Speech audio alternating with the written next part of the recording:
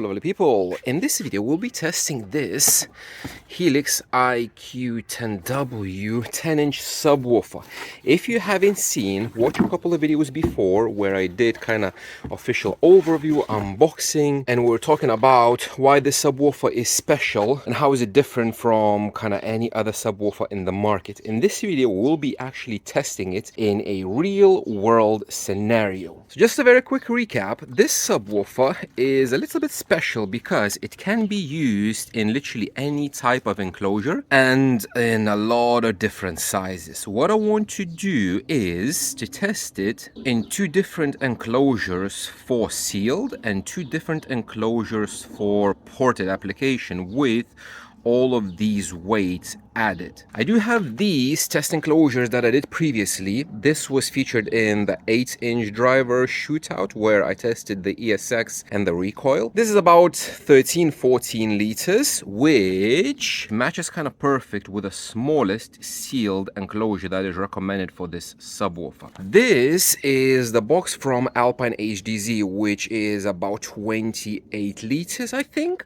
So if we have a look, this matches almost perfect somewhere in between these two 25 and 30 liters. At the same time, if we're going to go to ported enclosures, the minimum ported is 27, which is perfect for this. It's just the only thing I will need is I will need to add a port. So when I'm done testing the sealed, I'm going to make a hole and I'm going to extend it to make a slot port. Here we have like a port diameter, but we have a port area. So we can calculate based on this and based on the tuning frequency. So we can use a slot port instead of a round because I don't have a round port.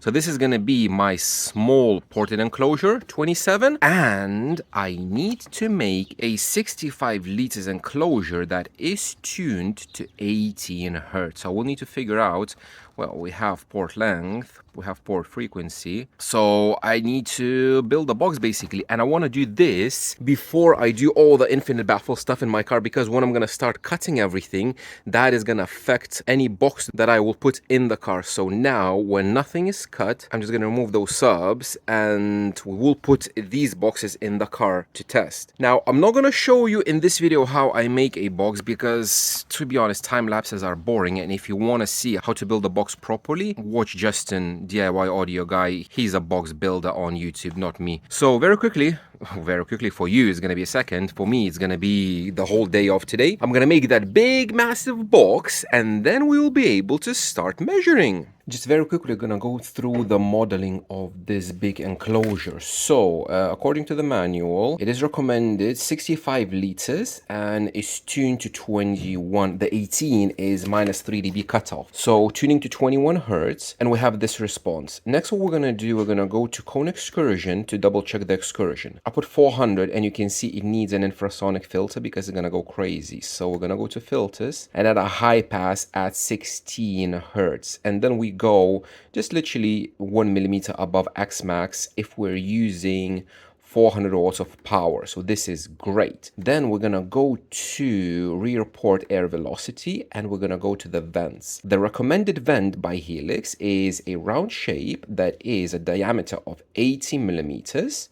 And the port length, here we have 46 centimeters. In Helix manual says 43 centimeters, so very close. We can say that it's kind of the same. Now the port velocity, you can see it's quite high at above 40 meters per second. In SQ we say that we want to have something below 20. However, this is, I think this is coming more from home audio where you have a front subwoofer in front of you and the port inside of line, so you can actually see the port and any chuffing through the port will be audible. However, in a car, when we have a subwoofer in the back, in the boot behind the rear seats, we can get away having a much larger air velocity because that chuffing will not be audible from the very back. So what I need to do now is I need to do a slot port and I need to keep the air velocity is something about 40, so it would be kind of the same. Because if I would want to reduce this down to whatever, I need to make a massive port. So I'm just gonna do a square shape, let's say height of 20, and this is gonna be probably 200, no, 300, something like that, 250, yeah, something like that. So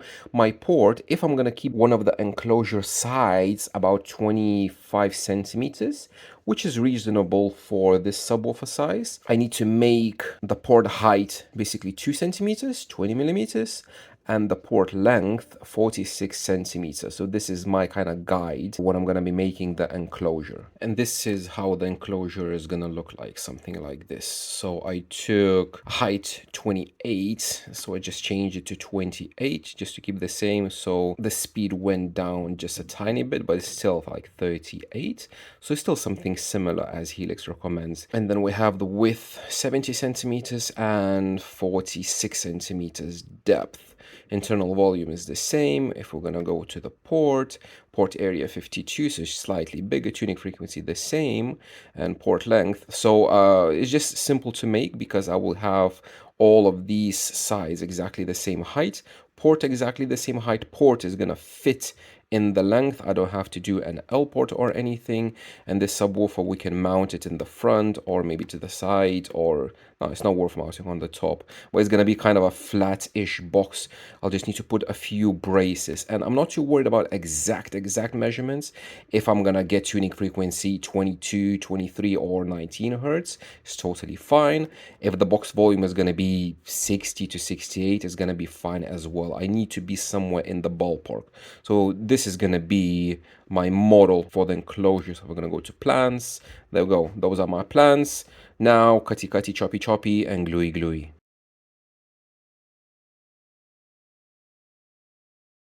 Oh, it's getting hot again. So this is how it looks like. It's just a dry fit.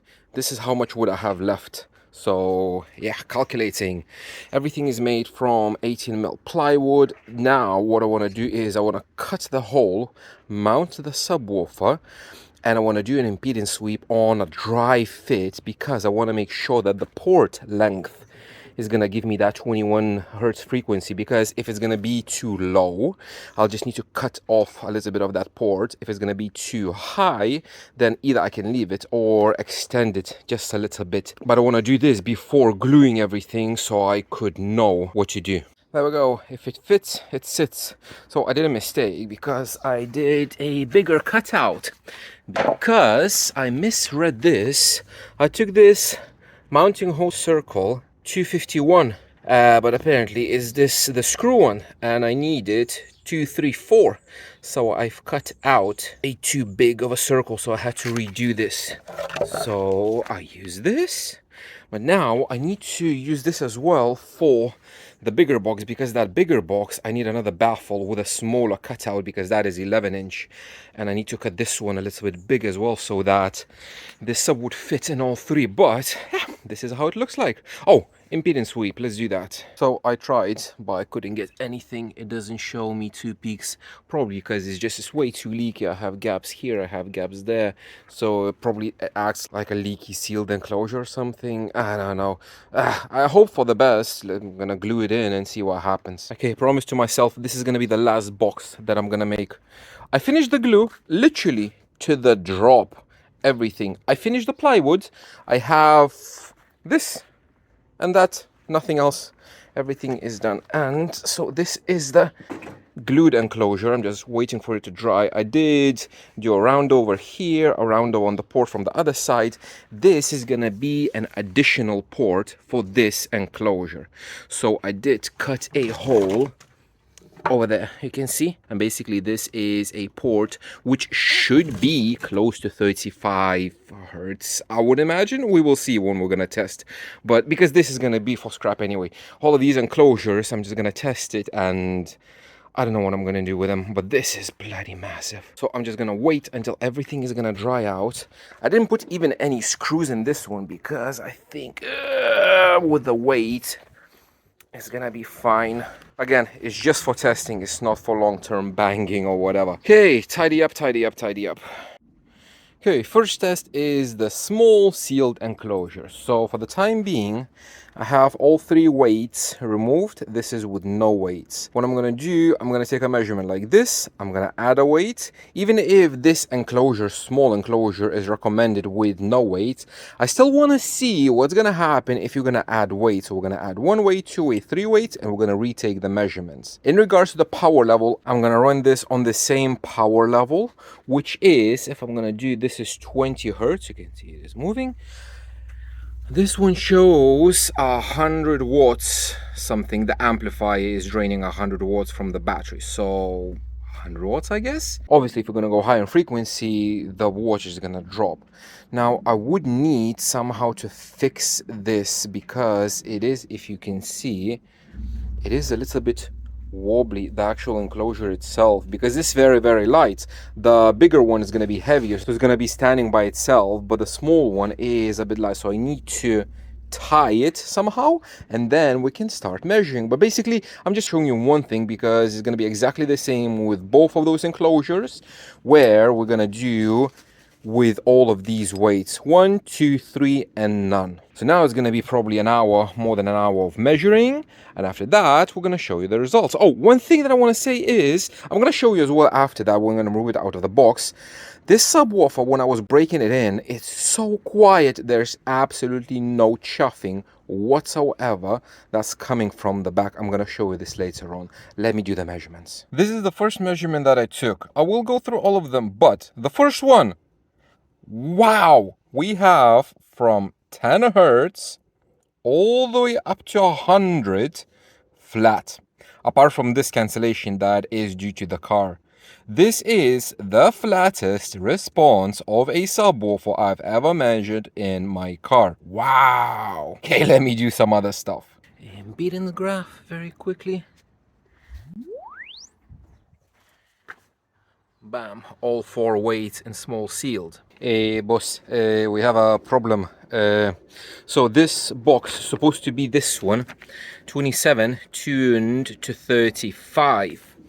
I did a sweep and I ended up the tuning frequency of 45, 46, so 10 hertz higher. Now, I really don't want to redo this because I would just need to extend the port, but I don't have really anywhere to extend it. So sorry, I tried, but in this case it's gonna be out of spec. The ported one at least. Now I'm just gonna shut the port and we're gonna do the sealed.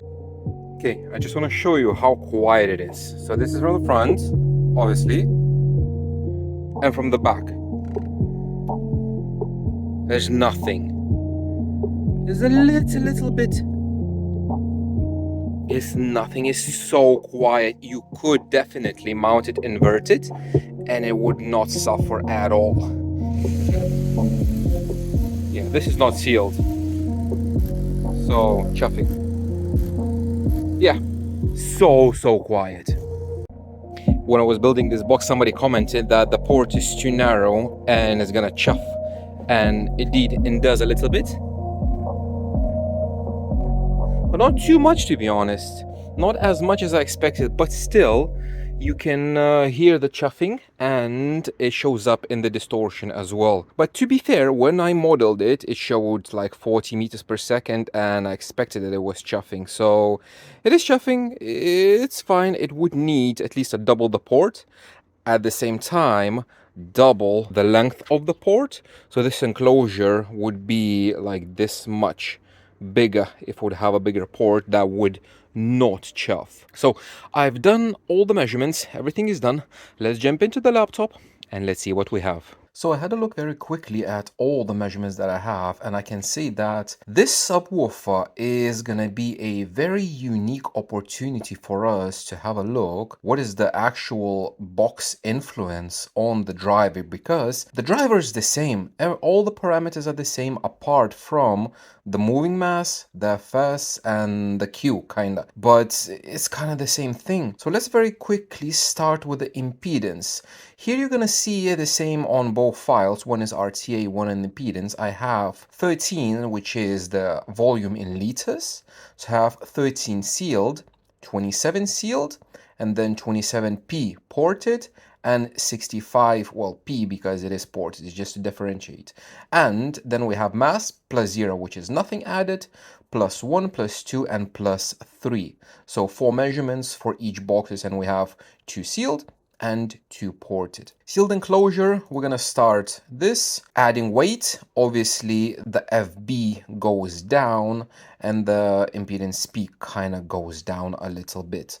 So where we start at FB at 59, we're dropping down to 51, 45, and 42. All the other stuff is exactly the same.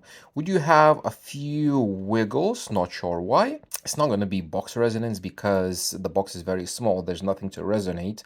Probably is going to be something to do with a surround 600 hertz. It's the surround area. If we're going to jump into the bigger box, so comparing no weights, small box and big box. Obviously, in a bigger box, the FB is going to be lower at 50, so almost 10 hertz lower when you're doubling the enclosure volume. And we have exactly the same.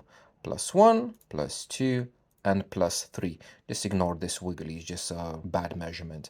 But the trend is exactly the same. Now, if we are jumping into the ported, this is 27 liters. Sealed enclosure, this is 27 ported. And this is what I mean where I messed up with the tuning frequency, where I end up like 47 hertz or so, which is supposed to be like 10 hertz lower, but for this, we're just gonna leave it as it is, and we're gonna see what we have. It's not optimal, but I think we're gonna still learn some stuff from it.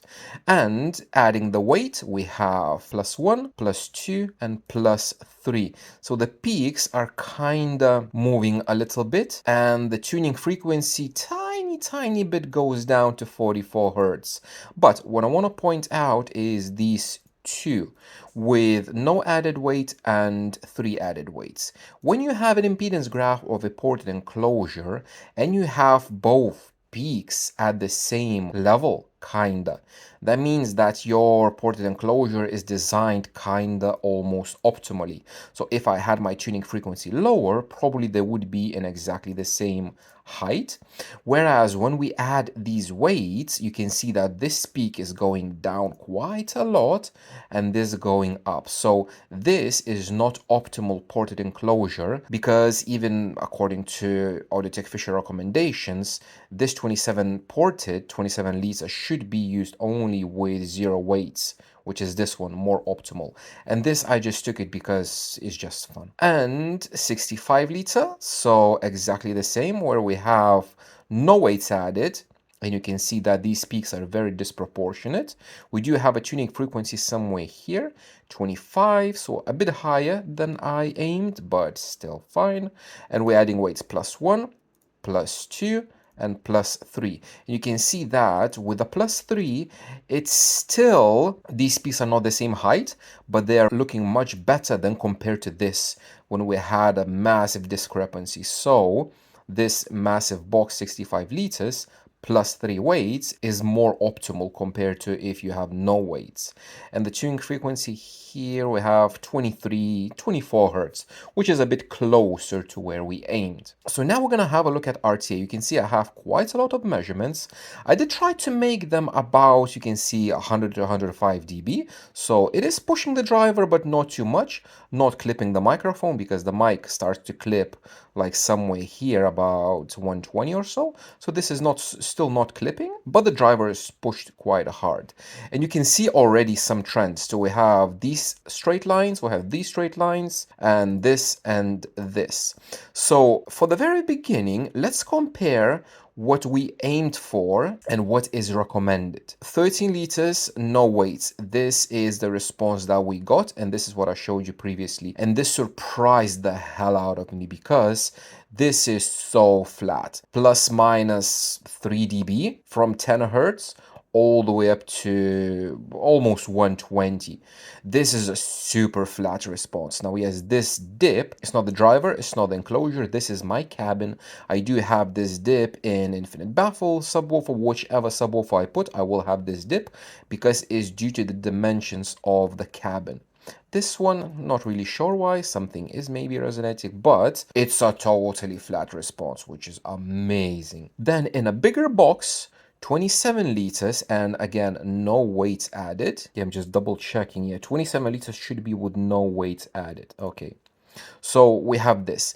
All of these measurements, all of them that I'm going to compare, they are taken on the same level. So I didn't change the volume, I didn't change the level. What you will see is the difference in kind of response and sensitivity. The level is exactly the same on all the measurements. So in a bigger enclosure, what we get is we get a bit more low end, 2 dB extra. By increasing the enclosure volume like double, we are gaining 2 decibels of extra output. I want to say like this is probably 1 dB at 40 and at the lower frequency. So to be honest, it's not worth it. It's really not worth to get in a bigger enclosure and gain maybe 1.5 dB or 2 dB. It's just not worth it. For higher frequencies, you can see from 50 and above, there is no difference. This, everything above 150, we can ignore because it's just something to do with a cabin. So yes, you will get more output, but it's negligible unless you're obviously metering on SPL or something. Okay, so I did mess up. So this is vented. The seal's supposed to be with +3. Okay, so this one's supposed to be, and we have this. So yes, the results are kind of the same. You get maybe 3 dB extra output, but due to the extra added weight, you're losing the top end, basically everything above 50, the sensitivity goes down due to the added weight. However, if we do something like this very quickly, if we are ignoring the power levels and we are just checking what is the difference between 13 liters with no weights and 27 liters plus 3 weights, the difference, because we need to do something like this, is this. This is the difference if we're matching the sensitivity at higher frequencies. We are getting close to 10 dB of extra low end. However, you will need, you can see I had to raise it plus 7.5 dB. So you will need, if this, for example, does 100 watts, to get plus 6 dB, it needs to be 200, 400 plus a bit more. So 100 watts in this and probably like 700 watts on this. So you will need more power and you will get more low end. But on the same power, it's just very little extra low end and you're losing the top end. Now, if we're adding, now I'm gonna check because I don't wanna mess up. So the vented recommended 27 with no weights. The only difference is that this is recommended tuning frequency 35 Hertz and I ended up at 10 Hertz higher at 45. So you can imagine that this, if we just shift this peak into somewhere here, it would be kind of the same. But this is very typical of a vented response where below the tuning frequency, the response drops off a cliff. However, you are gaining more output. So if we're comparing these two enclosures, where we have same enclosure size, just one is ported and one is sealed. We have all of this extra output, which is plus 6-7 dB here. However, we have no low end below the tuning frequency. And the last one that is recommended is 65 plus 3, which is this one. So now we're going to compare the smaller ported with no weights and the big massive ported with 3 weights. And this is, yes, this is a massive difference in response where we have peaking at 22, which is the tuning frequency, and then again it falls off at extremely similar rate like the previous ported enclosure. So we have this, and we have this, and we have this. So these are the 4 recommended enclosures, how they perform. Obviously, as I mentioned, this one should be a little bit lower if we tune it lower. So you can see that it would suit literally any style of your taste, whatever you like. You have low end extension, you have more low end extension with more authority, you have extremely punchy, this tune to 45. If you tune it a bit lower, it sounds very, very punchy. The punchiest from all of these, because you can feel the sweep as well, how it feels. This one, 13 plus 0, man, like at this 40-50 hertz in this area, it goes through your chest. Is so accurate and punchy. And this, the green one, the big massive one that has massive extension, you can see it plays close to what, 10, more than 10 dB extra at 2022 hertz. It does play very, very low. However, that low end is, you can feel the group delay. We're gonna have a look at group delay as well. You can feel that is not as tight, is not as precise. It does rumble. So for movies, it's perfect. But on music, this is very similar what I had with the Explode and with the Alpine HDZ in that ported massive enclosure tuned to 25. Very, very similar feeling where it feels like it's a bit lagging. But the higher frequencies are fine, but you can see that the higher frequencies are here. So another thing we're gonna very quickly compare is what happens when you just keep adding weights. We're gonna start with small sealed enclosure, +1, +2, +3. You can see that the difference is like above here, above 55 hertz. So when you're adding weight, you are losing sensitivity and higher frequencies here, and you're gaining a little bit here at the bottom end. So from +0 to +3, we're gaining here maybe 1.5 dB extra at the lower end, but at the high frequencies, we're losing quite a lot, like 6, 7 dB.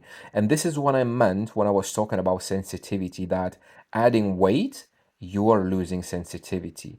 If we are comparing these two, again, this is +0 and +3. And again, depending where you're gonna align them, it's gonna feel either one is having much more low end or the other one is more punchier and has more top end. But on the same power, we have this.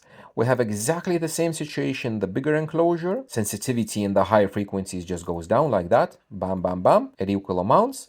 We're not gaining much at the lower frequencies. So relatively, yes, adding weights will increase your bottom end, because if you're gonna align these, let me just very quickly show you what I mean. If I'm gonna align the responses here like this at the top end, you can see if I'm gonna line everything here, then the one with extra weights will have much more low end. However, it will need more power. This is exactly what I was talking about when I did the overview, that adding weight reduces sensitivity and you need more power to drive it to the same or louder levels. Again, 7.5 dB difference. Now let's have a look what's happening with a ported enclosure when you add weights.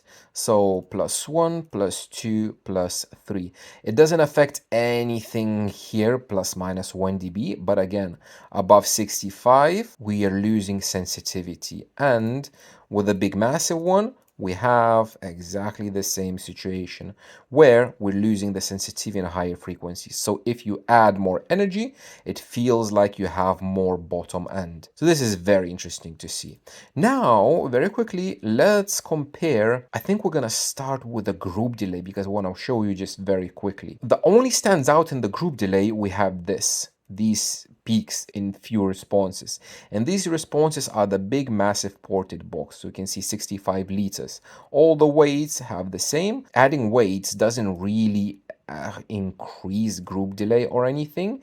It's just the enclosure, and you can see at tuning frequency the group delay is massive compared to sealed. We're going from 20 something all the way up to 80 almost. So we're tripling the group delay at the port tuning frequency. And that's why it feels like it's lagging behind a little bit. For all the other enclosures, nothing really stands out. You can see it's kind of the same. So it's just big, massive ported boxes tuned very, very low do have extortionate amount of group delay. If we have a look at the distortion is very similar, to be honest, everywhere. If we're looking at normal range from 30 hertz all the way like up to 100 here, like this area, you can see that most of the responses, like here we have peaks of 5%, but like all of this is like 1% and lower. Here is 1% and lower. So we do have just a few peaks, and those peaks, surprisingly, you can see is +3.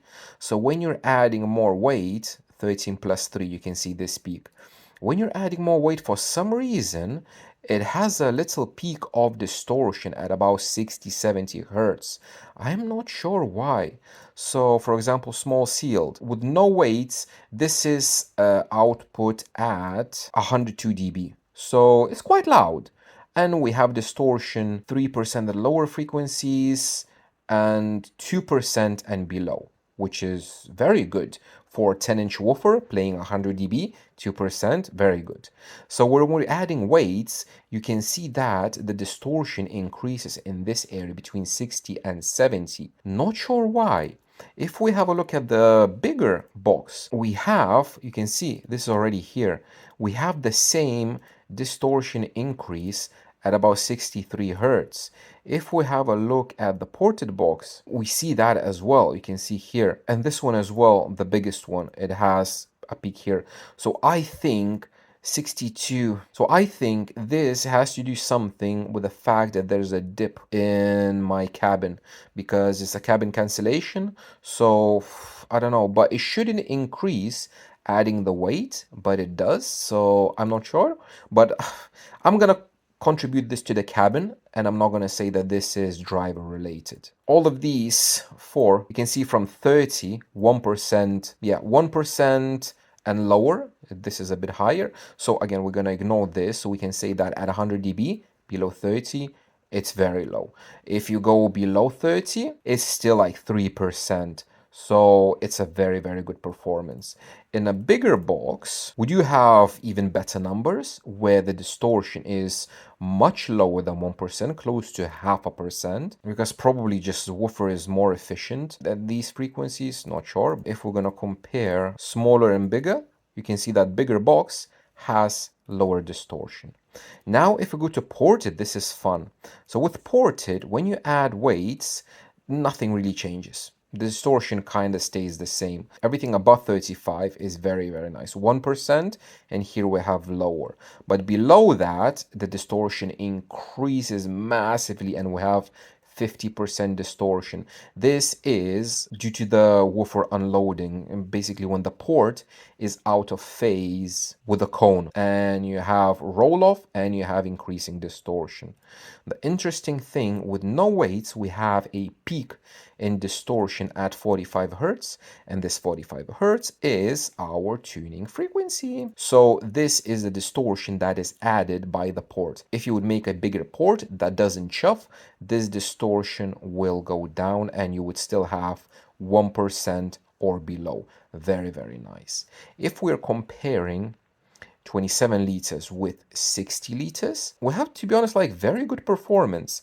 And again, depending on the added weight, nothing really changes. What changes the distortion profile is the actual box itself. So we do have a peak here at 60, which is, as I mentioned, this cabin cancellation. So we're going to ignore it. And we have a massive peak of distortion at 23 hertz, which is our tuning frequency of the box. And again, this distortion peak is the port chuffing. Everything below that, here, the increase up to 30-40% is exactly the same as we had in a smaller box, where the port and the cone is out of phase, and that's why you have distortion. But if, again, you would make this port much bigger, without chuffing, we would have from about like 18 or 20 hertz distortion 1% and below, while it's playing 110 and 115 dB. This is super clean, very, very nice. And finally, I'm going to show you the impulse and the difference. If we have a look at the small sealed, if we keep adding weights, we can see that the impulse increases. We have the same start and the impulse gets longer and longer. If we're comparing no weights with +3 weights, the +3, you can see the impulse is much longer. If we're comparing small box and big box, it's the same. And again, exactly the same situation.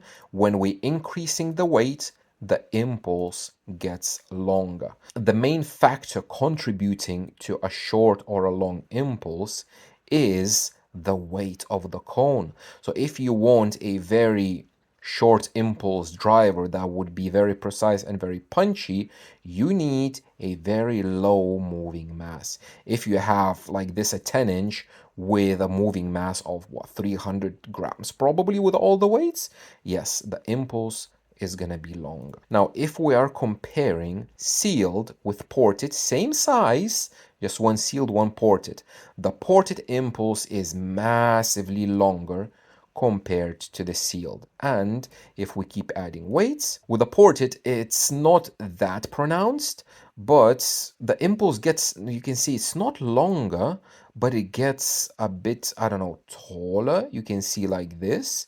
It gets a bit higher and higher and higher. Adding weight in the ported enclosure doesn't affect the impulse that much compared to the sealed. If we're increasing the ported box size to 65 liters, the impulse becomes extremely long. And let's have a look. What is the difference between adding weights, adding, adding? You can see that is just increasing, the impulse increases in size, in magnitude, whatever you call it, but not in length. So it's a bit different to a sealed enclosure, where sealed enclosure, the length increases while the magnitude, I don't know if it's magnitude, the size of the impulse stays the same, but imported, the length of the impulse doesn't change, but the height changes. So this was an extremely interesting subwoofer to have a look at, and the conclusions are that if you want a very punchy and very precise driver, obviously a small sealed enclosure is going to do you best, because it will have a lot of energy at higher frequencies. It will have the shortest impulse. If we're comparing this and this, you can see the difference in impulse. It will have the shortest impulse and it will be the most impactful. However, not everybody wants that. A lot of people want that low end extension, low end rumble. And if we're comparing the small sealed with the big ported, and what we're gonna do, I'm gonna match the level of this driver like here, you can see. So if the high frequencies are matched, we have 5, 10, 15, almost 20 decibels of extra output at 20 to 30 hertz. So this is a massive increase. However, you need a box probably 4 times the size, and you will need 3 times or 4 times as much power to achieve that. But you can have these two responses with the same woofer, which is amazing for experimenting and for trying out. These are the most extreme cases. You have everything in between, because in the manual, if you remember, you have all of these boxes. You can have plus 1 weight, plus 2 weight, different size, 19, 25 liters. You can have a variety of in-betweens what you want to get. But this was an extremely fun experiment. So again, thank you very much Audiotec Fischer for sending me this subwoofer. I learned a lot from this. I hope you did as well. And thank you very much for watching, and I will see you in the next one.